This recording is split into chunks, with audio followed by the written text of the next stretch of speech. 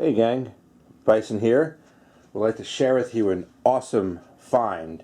I went to a local militaria knife and sword and collectible show yesterday near where I live, and as I was wandering through, I was buying parachute cord and whatnot, and I saw this sitting on one of the tables.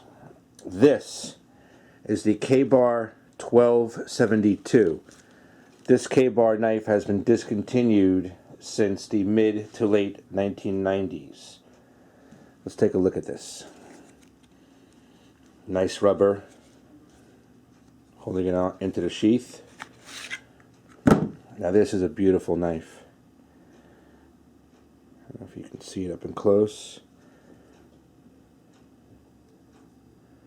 K-Bar 1272, there we are. K-Bar, Olean, New York. Now, just to give you the specs on this knife, and then I'll tell you the tiny story about it, at least what I was told.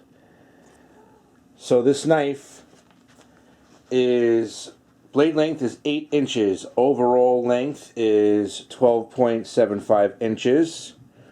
Let's get the information here. Weighs 13 ounces. The blade style is clip point. The blade finish is matte. It's partially serrated. Now the steel is 12C27. It says Sandvik on other sites that I looked at. If we see over here,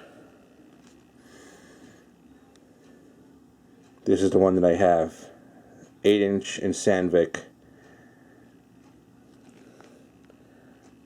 Rockwell hardness 55 to 57. Handle materials black Creighton. Guard matte stainless steel. Pommel matte stainless steel. Sheath black fiberglass filled. Made in the USA. Now this I found online from somebody selling it a long time ago for $2 1/4. I've done many searches online for this since I got it yesterday morning. It doesn't exist anymore. You see this knife discussed on forums. People trade them, but in this model with this finish, it's super rare to find. I did find on eBay a black version of this knife, and let me see if I have a. Yes, they do sell a black version of this knife. I found on eBay for about $70, but it is very different. And the blade is a different steel also. It's a 1095 Crovan steel blade. So I really like the one that I have much better.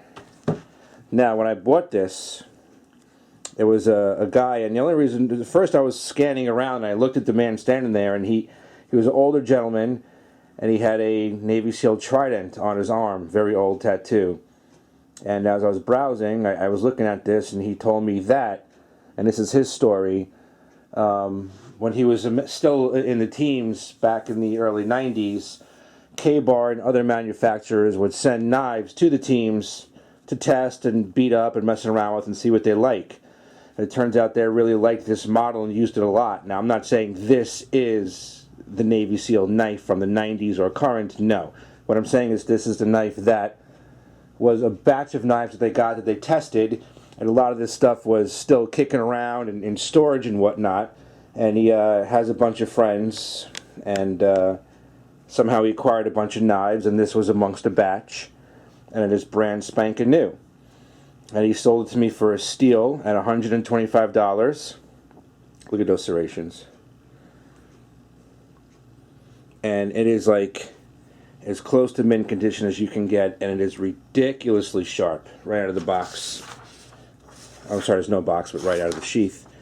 And here's a cut test. I mean, it's like a razor. It's ridiculous.